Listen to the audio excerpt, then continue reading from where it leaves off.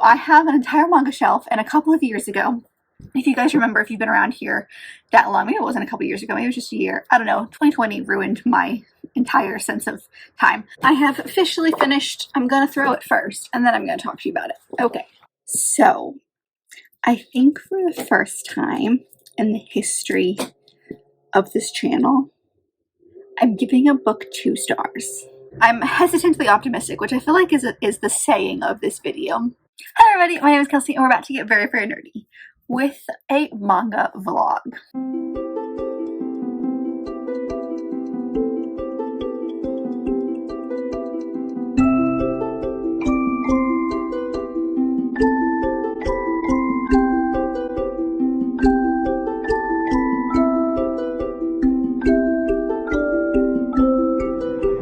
So, this is an idea that I came up with that is inspired by Gavin over at Gavin Reads a Lot. He did this, I want to say at the end of last year. He did a vlog where he read as many manga as he could in 24 hours. And I thought, that sounds like so much fun.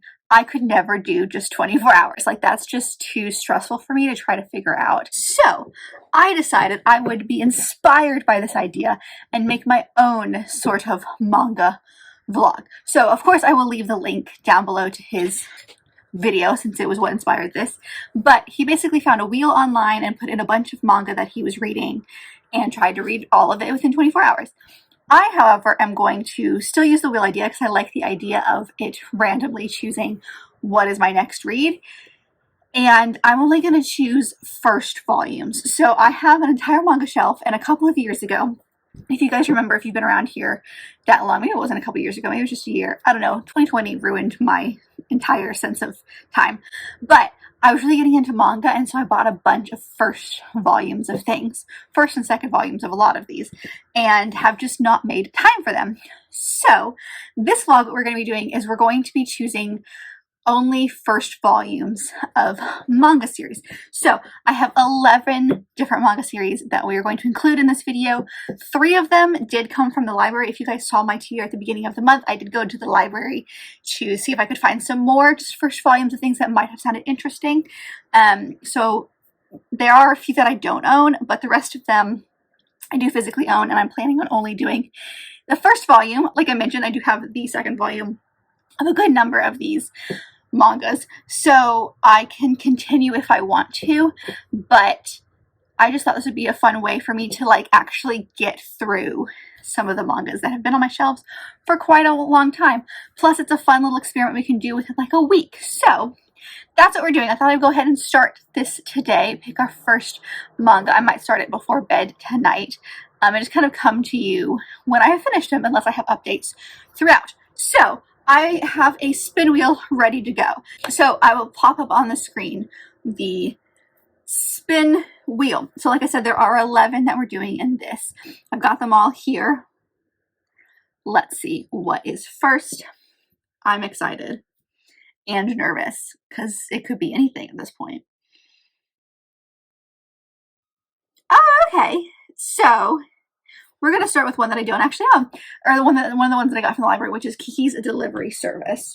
This is one that I picked up because I know it is based on a Studio Ghibli film, which is based on a book, I believe.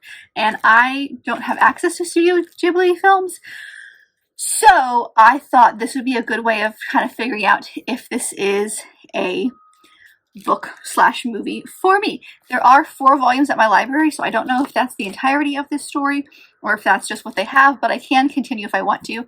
But we're going to start with, I think, the shortest one on my shelf, and it's just the first part of the story. It's got all the art from the movie in it as well, so this is just an interesting way for me to dive into this world and see if it is for me. I expect this will be done in no time, but our very first one of the vlog is this one. I'm sure a lot of people know what this is about, but this one follows Kiki, who is 13, and she decides that she wants to kind of like become a witch and like really learn how to be a witch. So she takes her mom's broom under the light of the full moon, her mom's broom, her black cat, and kind of goes off to this oceanside town to kind of start off to become this is a real honest to goodness witch.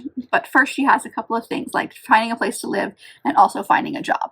So we've got witchiness in this, but also this young girl figuring stuff out. So this is just the first installment in this story. And I'll let you know what I think. Hello, I am here because I have finished Kiki's delivery service and I wanted to re-roll or respin before going to bed. So I had something to read right before bed. But I finished the first volume of this. It was super cute. I ended up giving it 4 stars. I was very intrigued by this. Now, what I think this book suffered from being in the medium that it's in, because there were moments in this book where, like, clearly this was a book that was turned into a Studio Ghibli film, like I mentioned, and then that film was turned into graphic novels or mangas.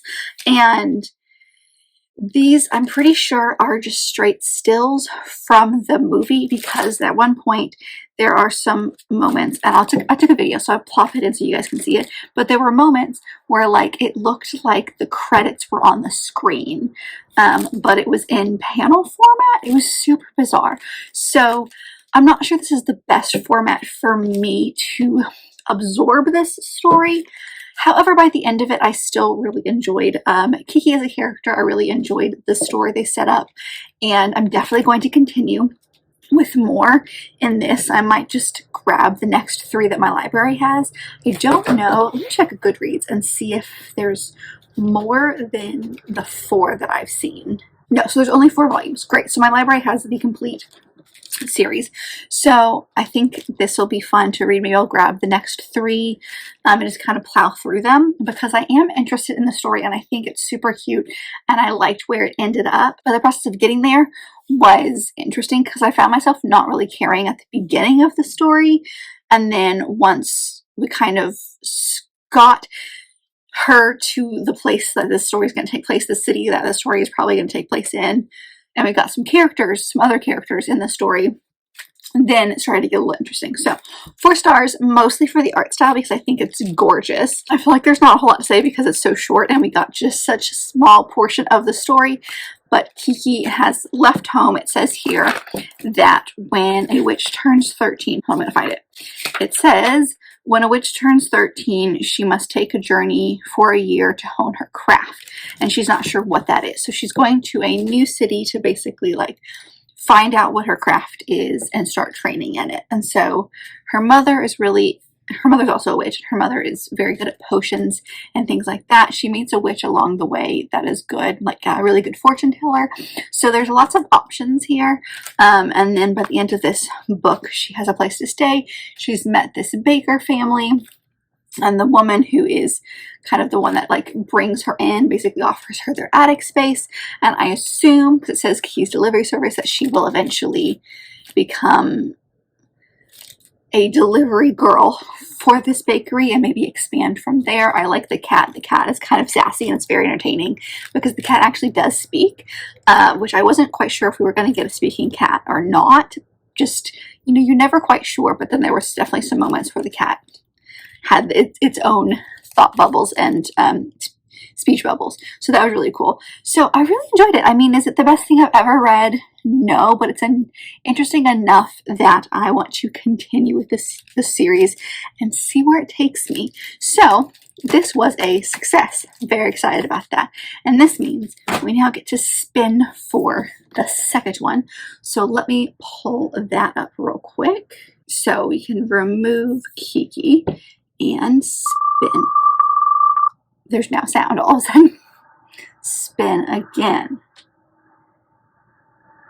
Oh, okay. We're just getting all of the library books this time. So we have Natsume's Book of Friends. Let me grab that. This is another one that I grabbed from the library in that TBR video I was telling you about.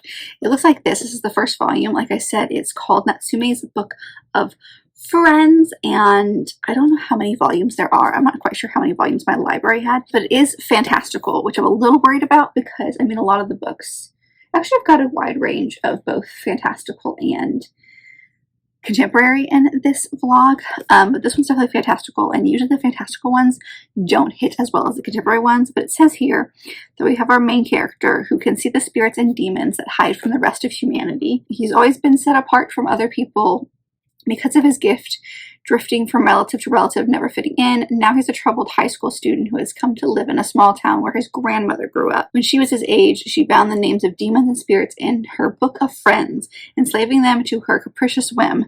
Now he is the owner of the book, and the creatures will do anything to get their names back. So, is this scary? Possibly. It's rated T for teen, whereas Kiki was a middle grade. I have absolutely no idea what we're getting into, but I will plow through this one and probably come back to you sometime tomorrow with my thoughts. But apparently we're just doing all of the library ones. I did this in hopes of reading my own books, and here we are, 2 in, and I haven't read a single book I own yet. This is great. Hello. It's the next day. I finished the Book of Friends, Natsume's Book of Friends, last night, and I ended up giving it a 3-star. It's not my favorite, which I kind of expected going in. I wasn't sure how I was going to feel. I've kind of talked about it before, but like for some reason fantasy mangas work less for me than just like contemporary romance mangas, so I wasn't really sure what I was kind of diving into with this one. Plus the cover and the idea, this is a little bizarre, so I wasn't really sure what I was getting into. I did look it up online, and there are at least 30, probably, I think there's a few more volumes of this, and I think only like the first 13 or so are translated. It's a long series, so I was a little nervous about that going into it. If I had gotten attached to it, how was I going to find all these? Because I'm pretty sure my library only had the first 2.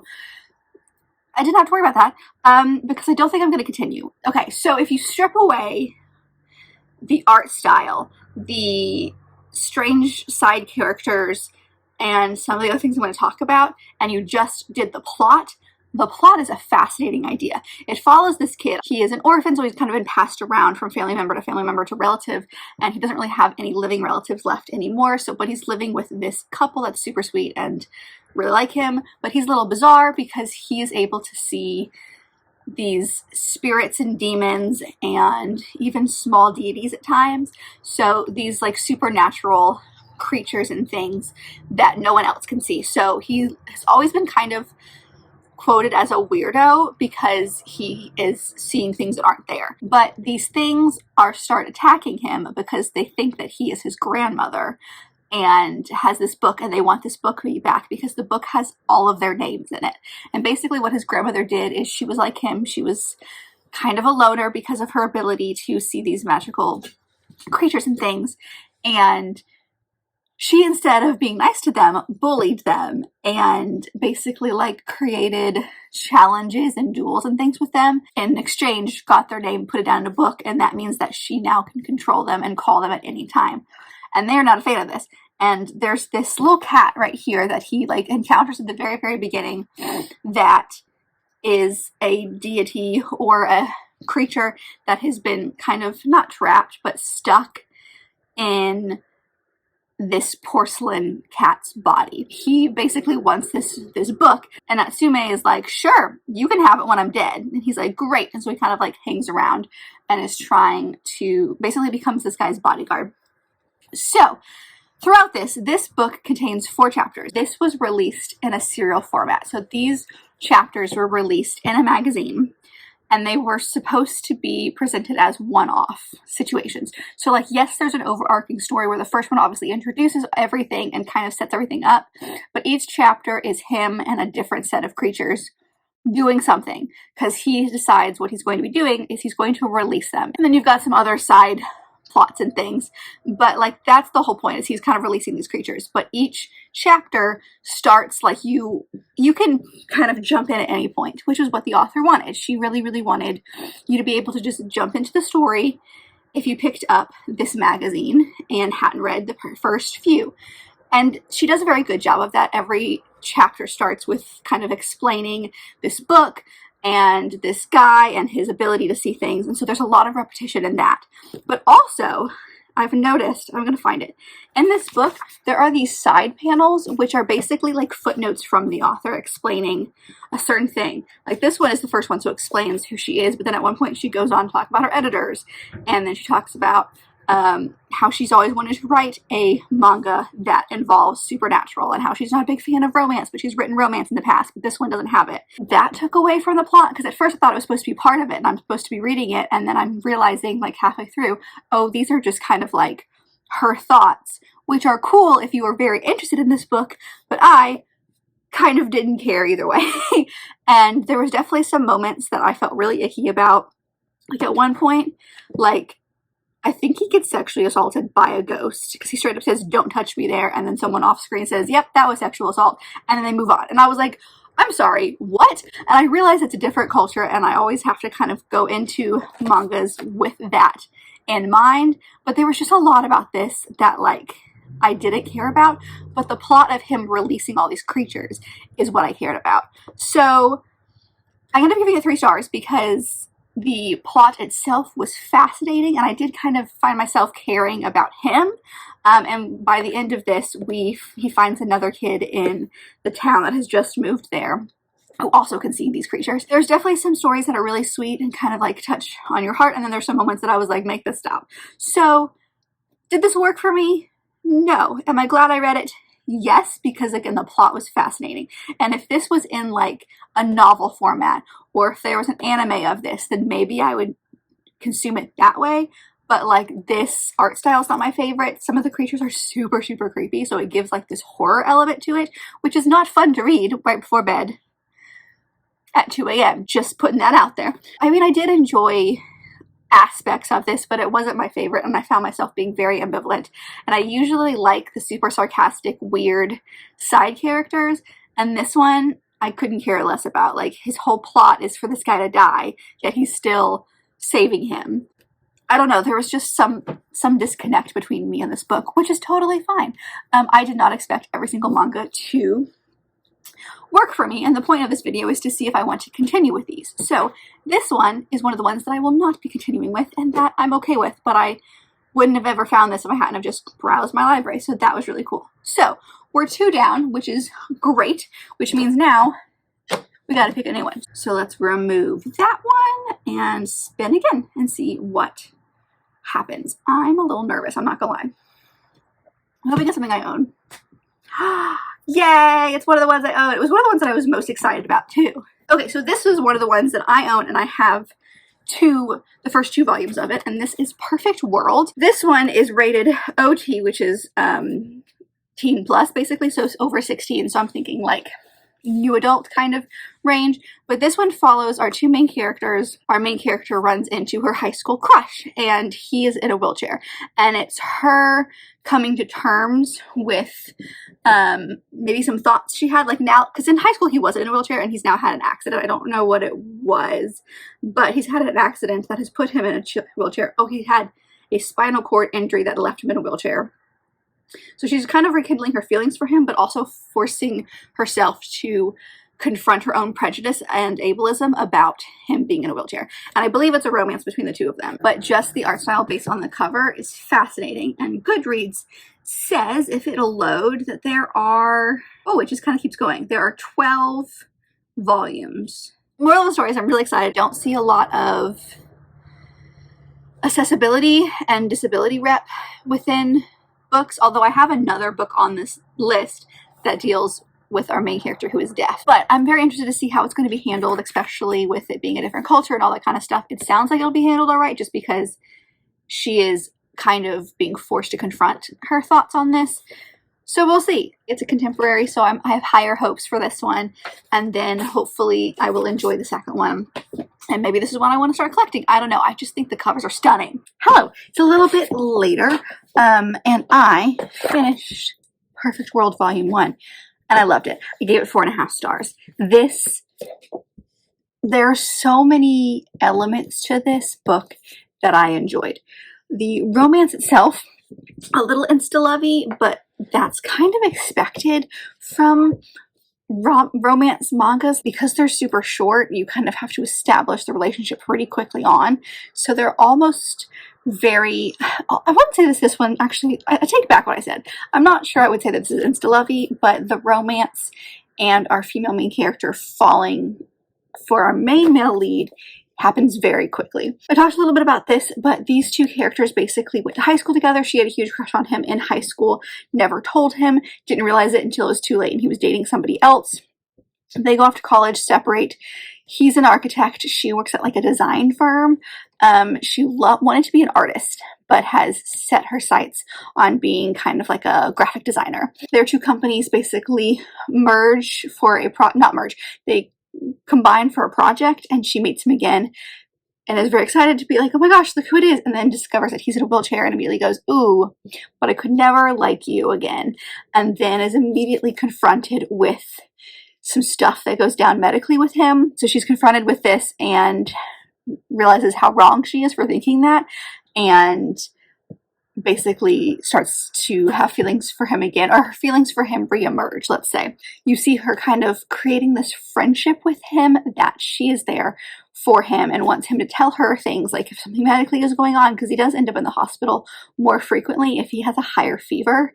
If like, even if he just has like a little bit of a cold, it creates a high fever, and therefore he ends up having to go to the hospital. He ends up in the hospital a couple of times in this volume. Because of that, she finds out through a mutual friend, and then she goes to visit him and he's like, oh, I'm sorry for bothering you, and she's like, no, tell me things. I want to know when you're in the hospital. I want to know if things are hard for you. I want to be there for you. So we see a lot of character growth with her, and we do see some character growth with him because he basically is pushing everyone away, and she is like, you're not doing that to me. And so by the end of this book, or the end of this volume, they kind of have this mutual understanding, if you will, where he is maybe starting to let her in. So I really enjoyed this. Obviously, I can't comment on the representation in this book as far as if it's accurate or anything like that, but from an outsider's perspective, I really appreciated the conversations that were had in this book, because this did not shy away from the harder topics and the harder conversations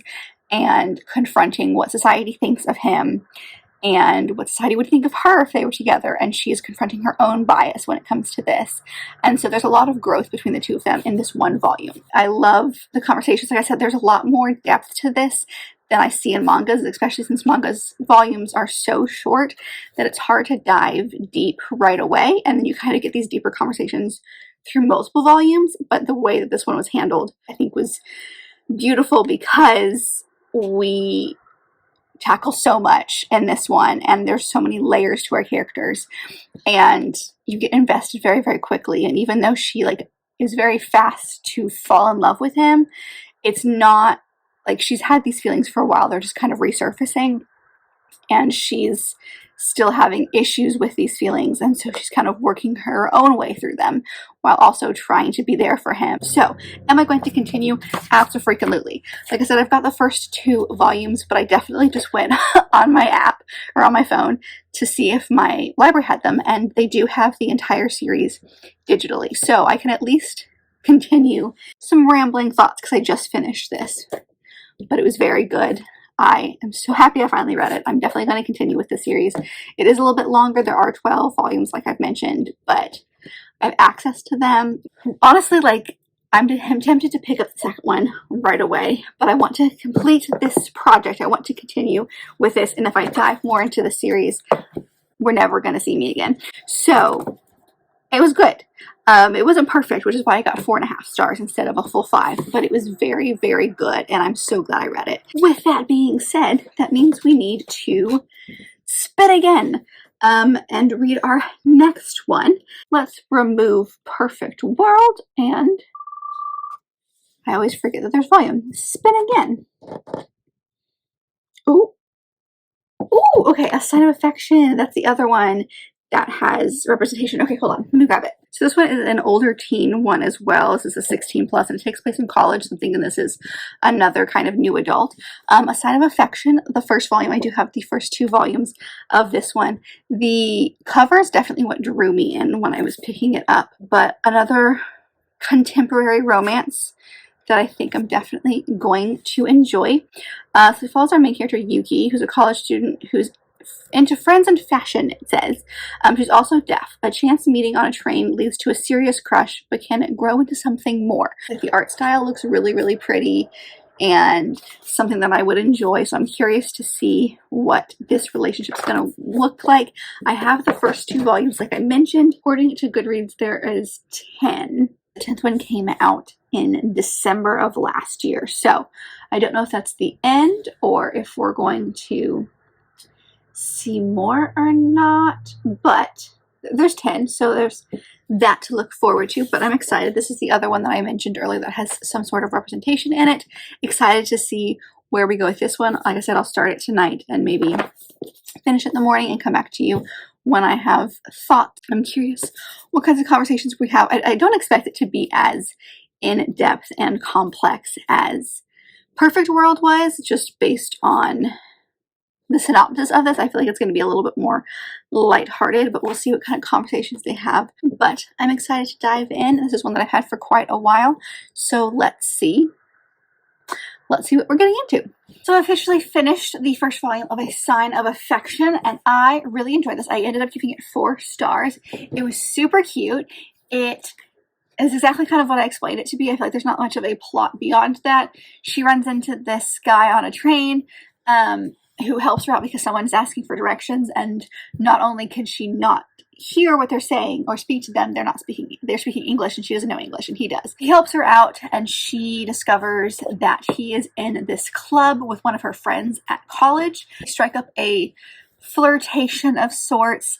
She starts to kind of teach him some sign language, which is really cute. She's very nervous about him because he's very different than her. He travels around all the time, and so he just will like randomly leave for a weekend and go to like a random country, and he does that, but he like will bring her back a souvenir, which is really cute.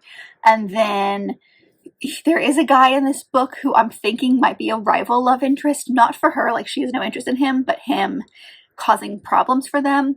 He was someone that she's known for like, I think her whole life, or at least since like middle school, and he speaks sign language, so they can communicate that way. And he does not like this guy, and I think he's got a crush on her, and he's going to cause some issues in the future. But the two of them basically are striking up the beginnings of a friendship that hopefully will one day turn into a romance. And that's kind of where the volume ends. So a couple of things.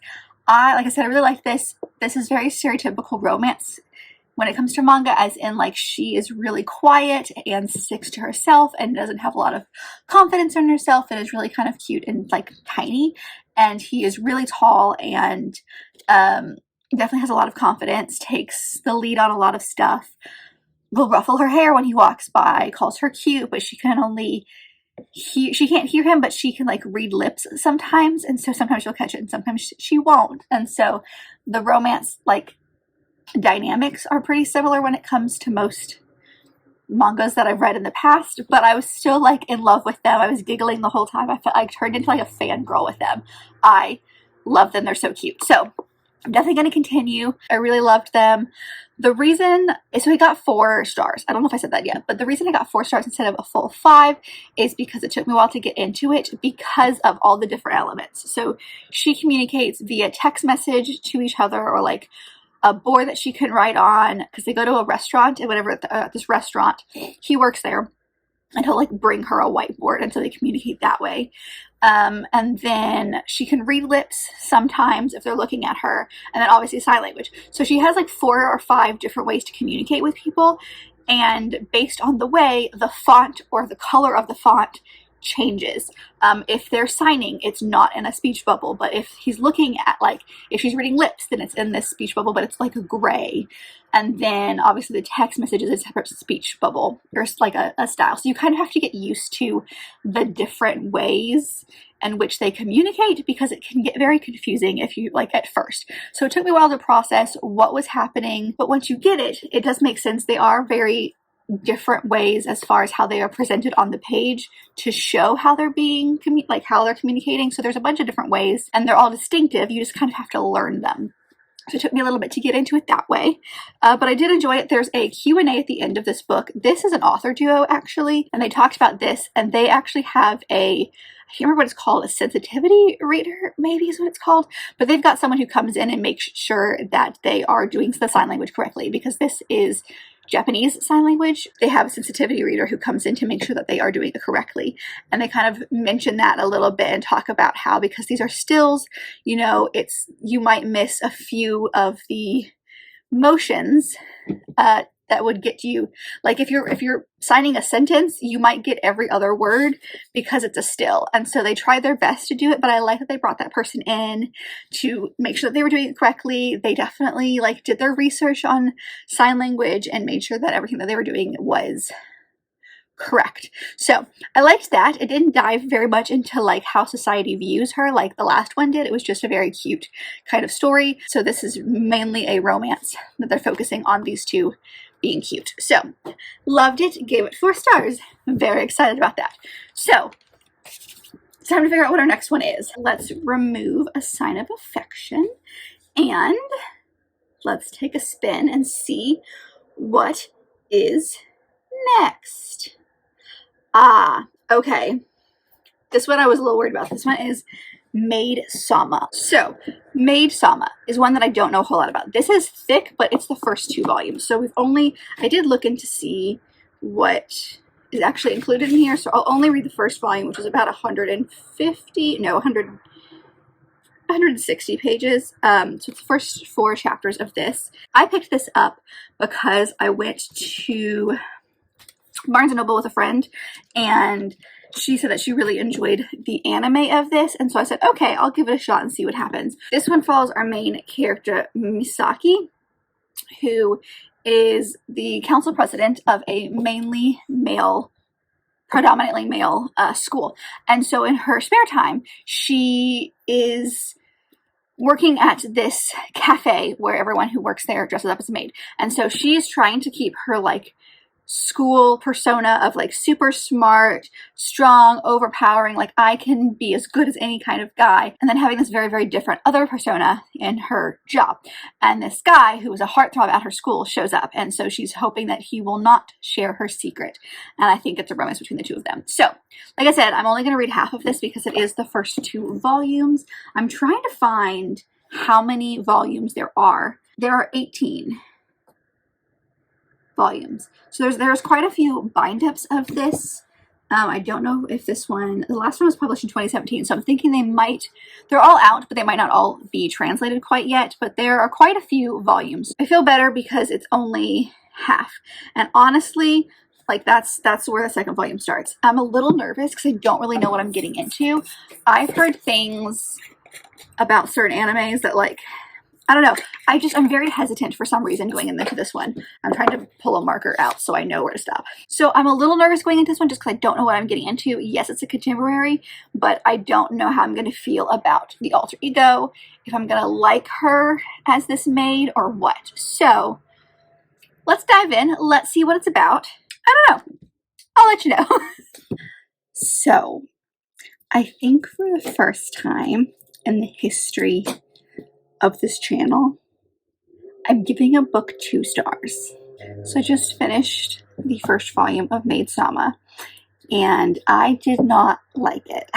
I almost DNF'd it, honestly, multiple times while reading, but I know that sometimes the beginnings of the manga are just kind of okay, and then when I get to the end of the manga, it has changed, or I feel better about it for one reason or another. So I didn't want to like actually DNF it, because I wanted to see if the end was going to be worth the means. It was not. I could not get on board with the world that was created. The new stuff that I can gather from reading the first volume is our main character. She is the president of the school that is mainly dudes, because it used to be a guy-only school, and it's been co-ed for a couple of years. And so there are girls who go there, but she's the president, and she doesn't take that lightly. But she also hates dudes. Now, she has a backstory where her father basically left her and her mom with a huge mountain of debt and just like straight up disappeared. So she doesn't like guys for basically because her dad left. And that's why she needs a job, is to help pay the bills and this debt off. And that's why she works at this maid cafe. I wasn't really sure what we were getting into with the maid cafe itself, but basically like she dresses up as a maid. And it's a cafe in the sense of like they serve food and drinks, but they refer to everyone who comes in as master, which rubbed me the wrong way. And there's definitely some moments in here that are straight up sexual assault, and, or maybe not assault, but harassment. And the guys at this school are gross and treat her really badly. And this one guy who discovers her secret and keeps it hidden is like, I mean, he's not terrible, but he's not great either. And then all of a sudden, like at the end of the first volume, he straight up just like kisses her randomly. And I'm like, this came out of nowhere. Like, he just liked making fun of her, but all of a sudden he says that he likes her, and I don't believe it.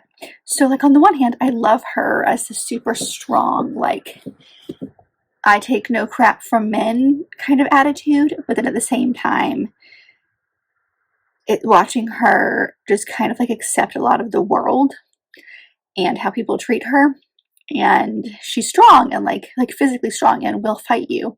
But like, there's so many conversations, or like so many moments in this book where she's like there are some attacks that are happening, and so her boss basically gives all the women who work in this cafe like their pick of some sort of like self-defense something, and she's like, I don't really need that, I'm super strong, and so like, you guys pick whatever you want and I will take what's left. And then she decides not to, and then this guy like tries to make a point and stays late one night when it's just her and attacks her, to like make a point of like, someone could still get you, and he's like, you may be super strong but you're still a girl.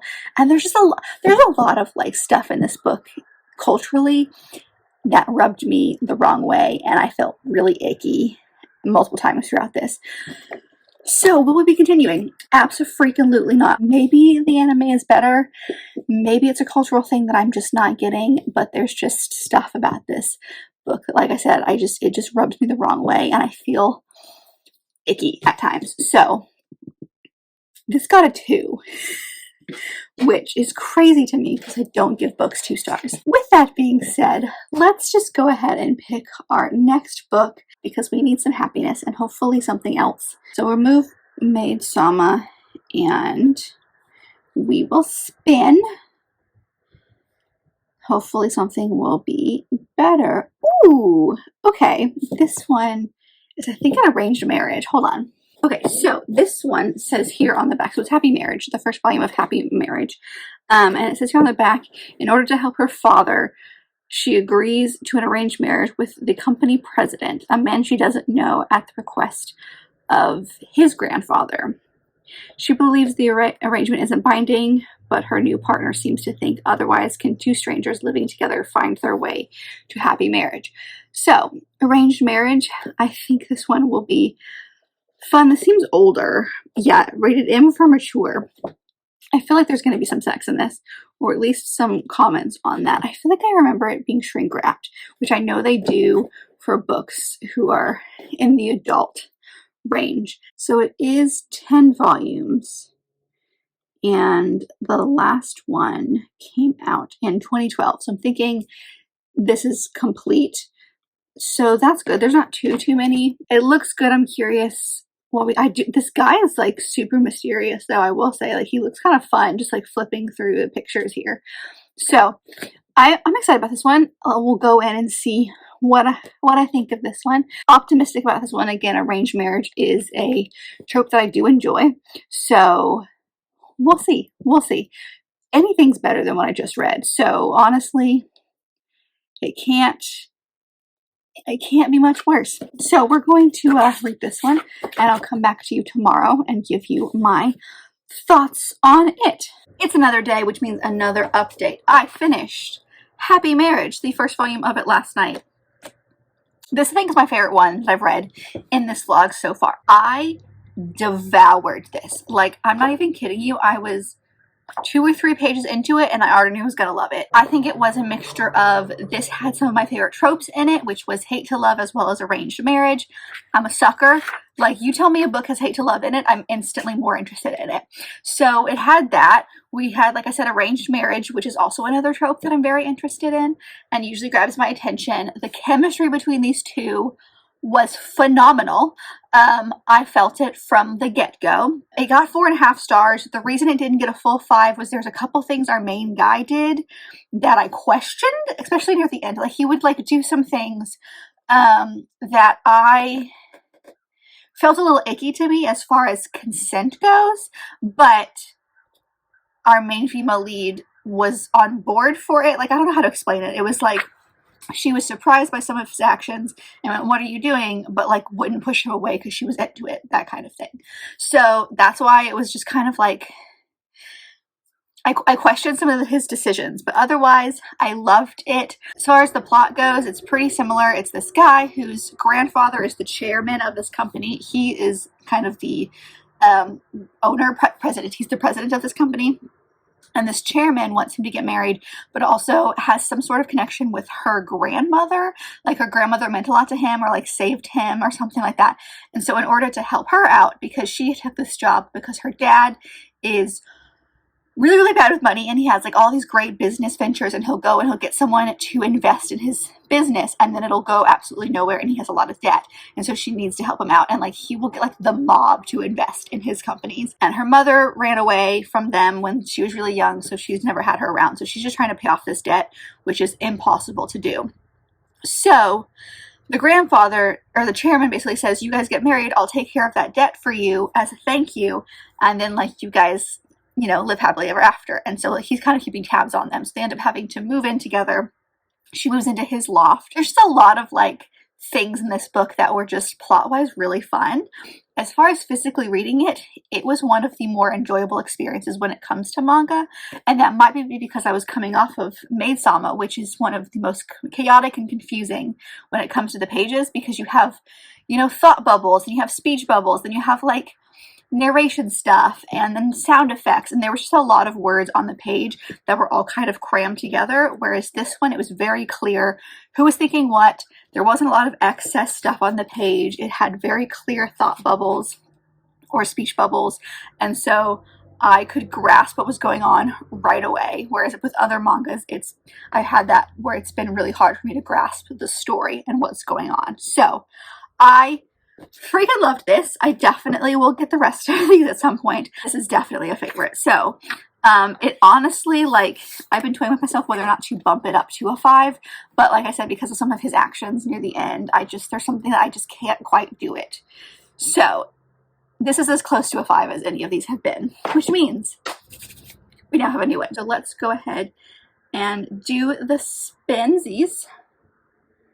Don't know why I called it spinsies. And we're going to do, this one I have 2 volumes of. Hold on. Okay, so this one is Kasumi, and this is the first volume. I have the first 2 volumes of this one. I'm hesitant about this one. I picked this one up because there were elements of it that sounded interesting, but it's got fantastical elements, so I am a little bit nervous. We follow our main character, Kasumi, who has the ability to turn invisible when she holds her breath. So she's been able to kind of like keep that under wraps, but she now has moved to a private school and is getting the attention of like the most popular guy. And then because of that, his #1 fan doesn't like her. So I'm thinking it's a romance between her and this guy, and he finds out about her ability that she's trying to keep under wraps. So it's got the like contemporary rom-com vibes of mangas that I've enjoyed in the past, but we'll see about this fantastical element if it's just going to get a little ridiculous. I'm a little nervous because some of the pages do look a little chaotic, so I am going into this one not really sure what we're getting into. According to Goodreads, there's only 2 volumes of this total, so I have the entire thing, which is kind of exciting. So if I did like this one, I do have the second one ready to go, and then that'll be it. This is probably the shortest series that's going to be in this video. I don't know if Past Me knew that, but I'm happy that Past Me picked up the second one as well. I'll come back to you, obviously, when I finish it, and I can tell you my thoughts on it, but I'm hesitantly optimistic, which I feel like is the saying of this video. I have officially finished Kasumi, the first volume, and I ended up giving this one 3.5 stars. Through most of this book, I didn't love it, didn't hate it, was very kind of like middle of the road towards it. She's a girl in a new school, so there's a lot of like bullying going on at this school, and with some of the, specifically like this group of like mean girls, and I really didn't like it, and it's like the whole school is out to get her, and there were elements of that like I get it's a trope and a situation we've seen time and time again. It just felt extra mean in this one. What I didn't expect, however, was I assumed Kasumi would already know about her powers, and she doesn't. She kind of discovers them in this first volume. But I will say the ending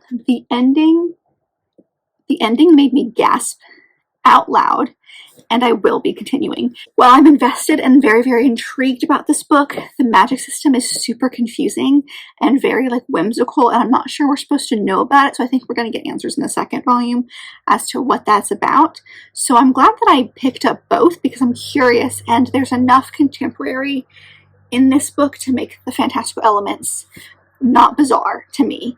Like they've been in the past. Like most fantasy mangas that I've read usually don't work because the fantastical elements are just a little too bizarre for me, but they work here because of the setting of this, and it's very kind of like loose magic system. This has piqued my interest enough that I want to continue, which is good.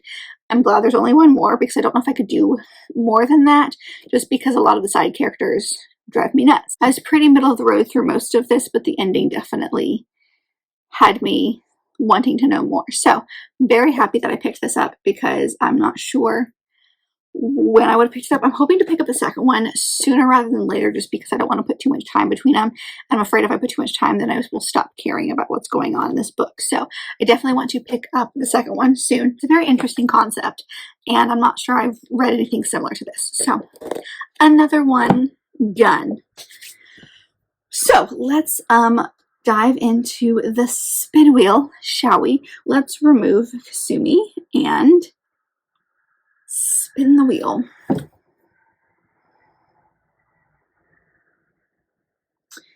Okay, all right. It's After Hours. After Hours is a 3-volume manga series. I have them all. I don't know why I remember this, but I do remember when I found this at my used book warehouse that they had the first 3, and so I looked into it and I realized that was it. So I do have the entirety of this. It's not super long, but it basically follows our main character, Emmy. I think is how you pronounce it. It's EMI. She's 24, unemployed, doesn't know what to do with her life, and so she ends up one night going to a club with one of her friends, and her friend ditches her to flirt with some guy, and she's kind of in the corner by herself, doesn't really know what to do, and then she's approached by someone named Kai, who's a DJ, and her effortless self-confidence captivates Emmy. Is it just a wonderful night out or the start of the rest of her life? So I don't know if it's a romance between these two or a friendship between these two. Again, one that I'm not sure what to expect. It's not very long as far as like manga volumes go. It's relatively short. So we'll see. This might be a female-female romance. I don't actually know. It is teen plus, so this is definitely it says older teen, so I'm thinking new adult. So I'll let you know once we get to this one, another one that doesn't have too many volumes, which is good. I'm kind of on the fence about this one. I don't really know what we're getting into, but I would love it to be a romance because I don't have very many of same-sex romances when it comes to mangas, specifically female. So I'll let you know.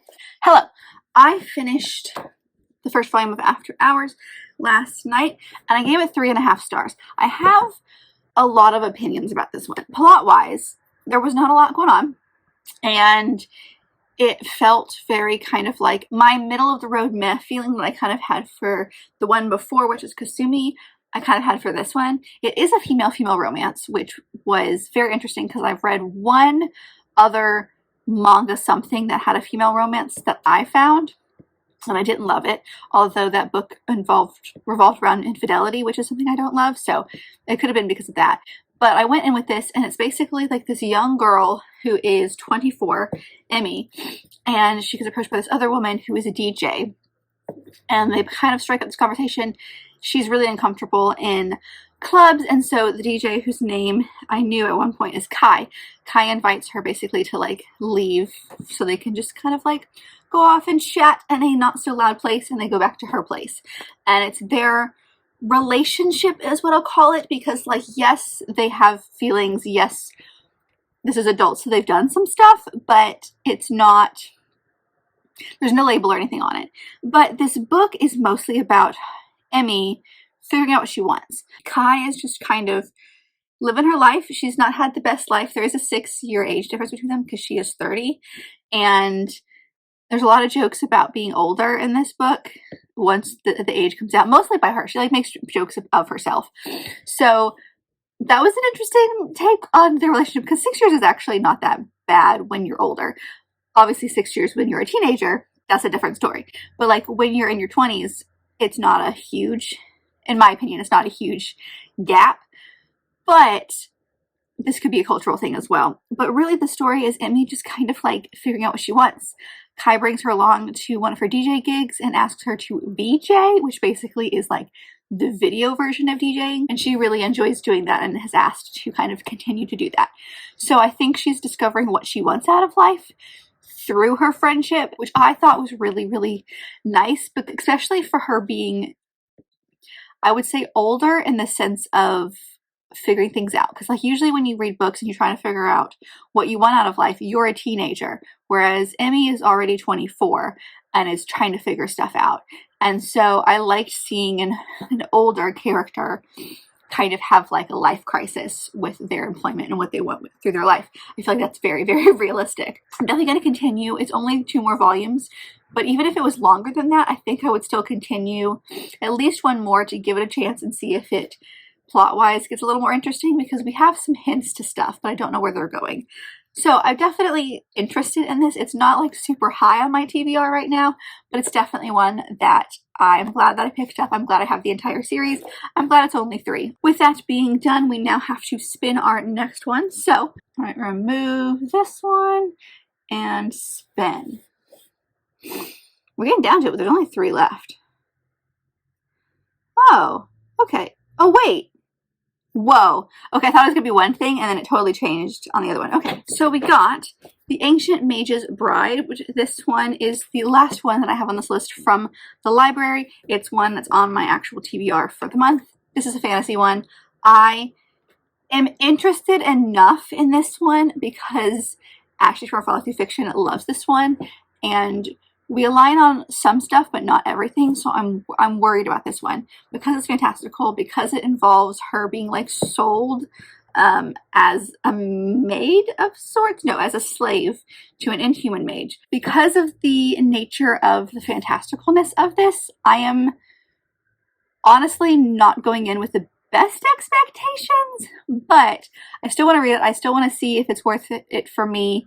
I've been interested in the idea of this, so this will let me know if it's like worth it. According to Goodreads, there are 20 volumes, although 20 doesn't have a cover, so I'm thinking it's still coming out, although I don't think all of them are translated yet. So I don't actually know how many are translated, but this is a pretty long series that's still coming out. I'm curious, okay? I'm curious. So we'll see. I'm nervous because, like I said, fantastical doesn't always work for me, and the whole slavery element, we'll see. So we'll see. I'll come back to you when I finished it. In a twist of fate, I really enjoyed this one. The magic system itself is incredibly complex and confusing. There's all these different magical creatures. There's all these different ways in which you can use powers. It's set in this world where there are mages, but the mages are dying out. And so our creepy skull guy here is a mage, and he buys this little redhead basically for her safety. So he brings her back to his house and says, hey, you're gonna be my apprentice, but also like we're gonna get married. And she's like, excuse me, what?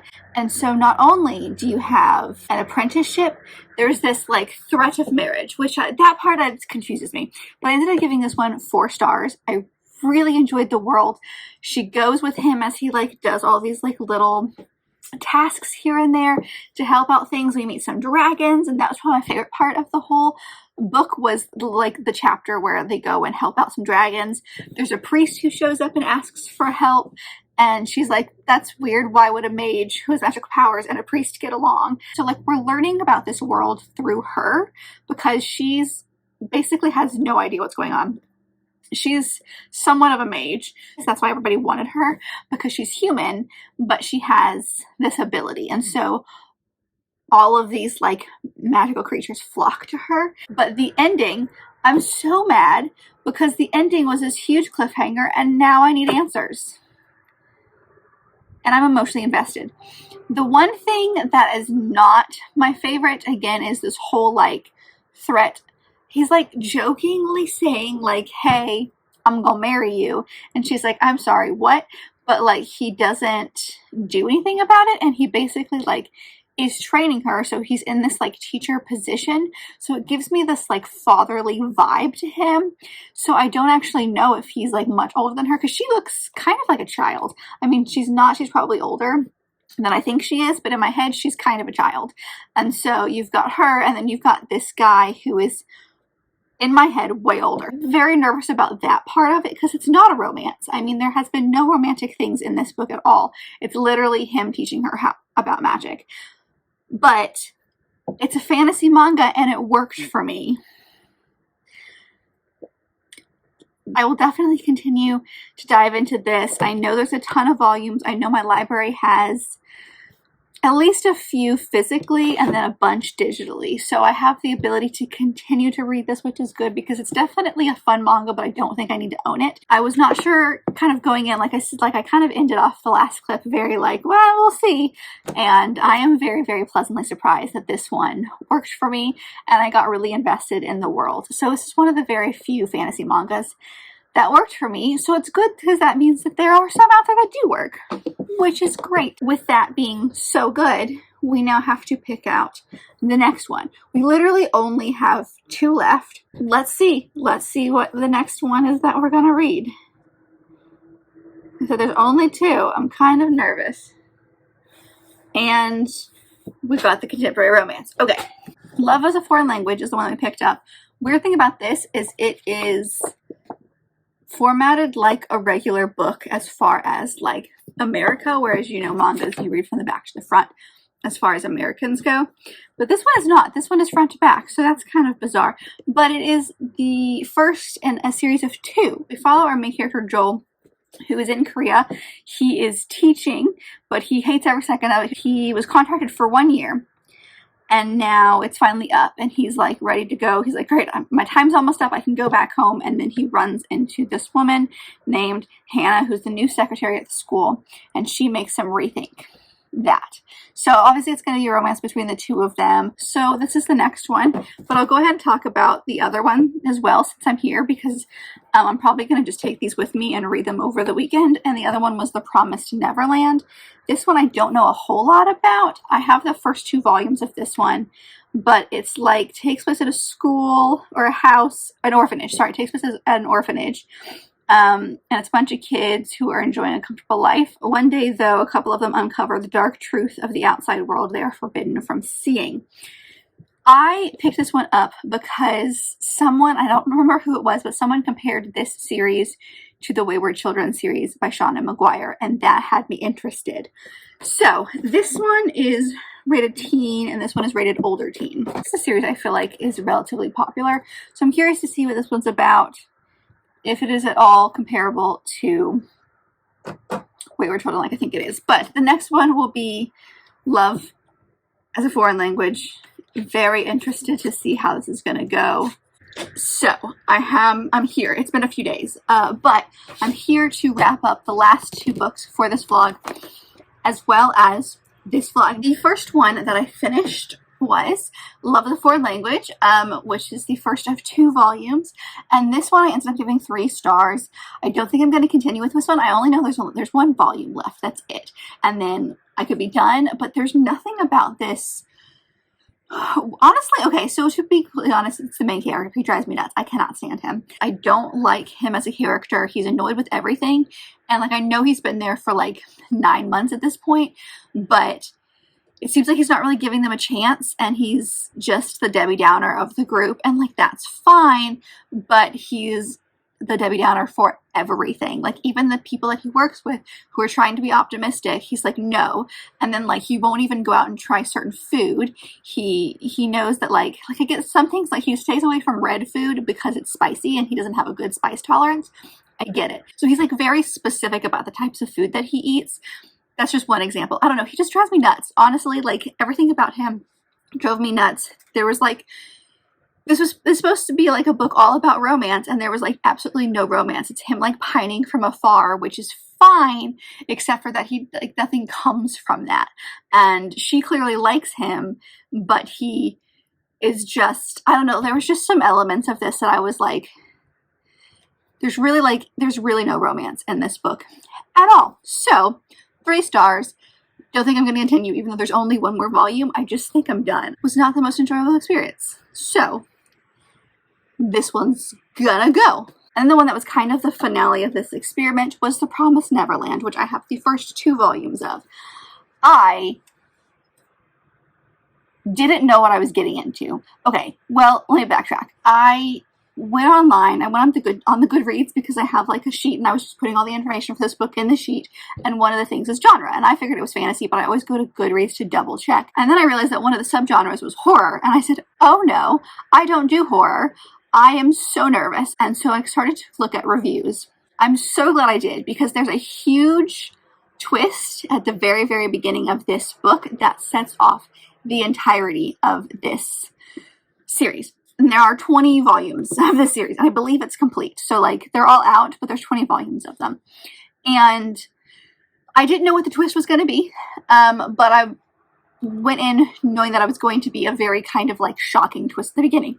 And that was the truest thing I've ever seen. Like, I am so glad I knew that something was coming, because it would have taken me by such surprise. I probably wouldn't have been able to finish this volume. This is, like, the weirdest concept. I don't even know how to explain it to you, because, like, I don't want to spoil this big twist, because it's nowhere on the back. It's nowhere in any of the reviews. Like, no one tells you what this twist is. So you go in knowing that something is going to happen. So that's why I personally liked that I knew that before I went in, because it was so dramatic of a twist. So I went in, I had this twist thing. I knew that there was going to be some horror elements to it, so I was a little nervous going in, but then I kept reading. And so as I'm reading, I'm going, oh, this is interesting. I'm interested in these characters. I'm interested in this world that's being created.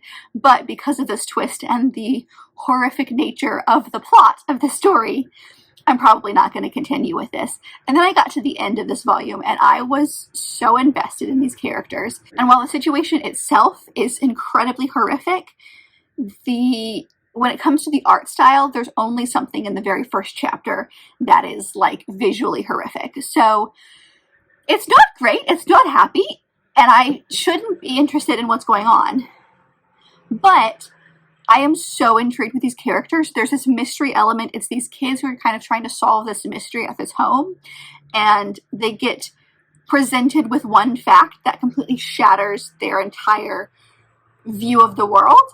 And it's them. It's mainly 3 kids. It's these 3 right here in the front, who are trying to figure out what's actually going on. And then, of course, you've got lots of twists and turns, and you learn stuff, and there's new characters introduced. And then there's the world outside of this home that is very unknown at this time. And so I'm invested. I'm invested. Will I do all 20? I don't know. It depends on where the series goes. I have the first 2, like I said, so I'm definitely going to finish. I don't want to own anymore. I think once I finish these 2, I'm going to unhaul them, just because, like, this is a very fascinating story and I need to know answers, but I'm never going to reread them. So I will continue with this series through my library. This was such a bizarre experience, because I went in going, oh no, I'm terrified, to, oh god, that's horrific. I'm going to finish this volume, but I'm going to be done, to finishing this volume and going, oh my god, I need more answers. I need more from these kids. I need to know what's going to happen. So yes, I would not categorize this book as a horror. I would say that there are horror elements to the story, especially when it comes to the big overarching plot of the world. It's very horrific, but it's not scary horror, I guess, is the best way that I can describe it. It's fascinating. It was fascinating. I could stop reading it. I gave it 4 stars. It's one of those experiences where I'm just like, I can't believe that this situation, someone came up with this situation, but at the same time, I need to know what's going to happen. So I'm invested, I guess is what I'm trying to say. Is it comparable to Wayward Children series?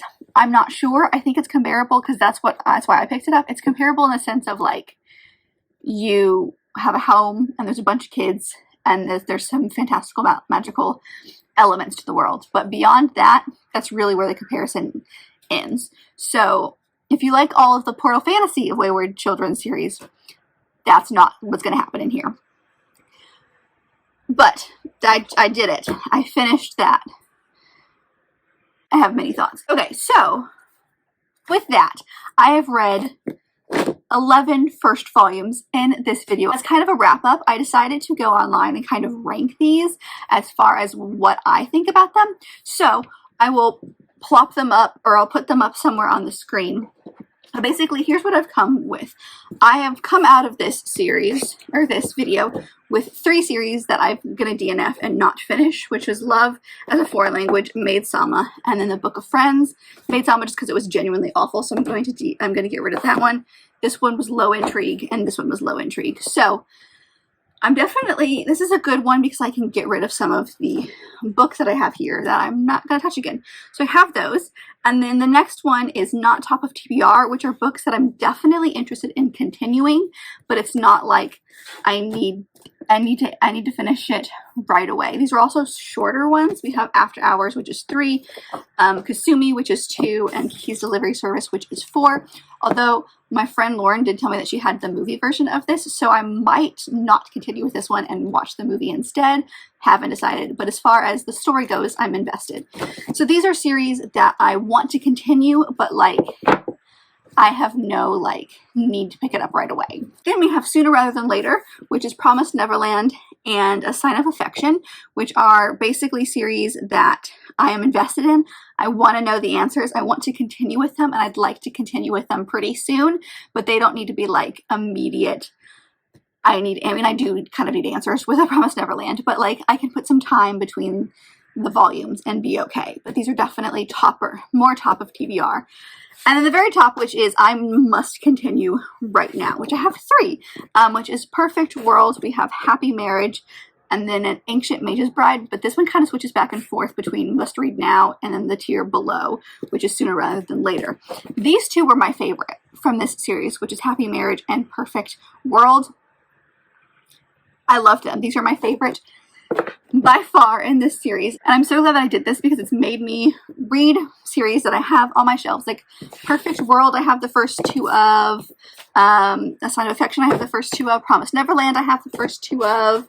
Like a lot of these I have a couple volumes of, and I just never, I don't know why, I just never started reading them. So expect to see a lot more of these, especially the top tier ones here.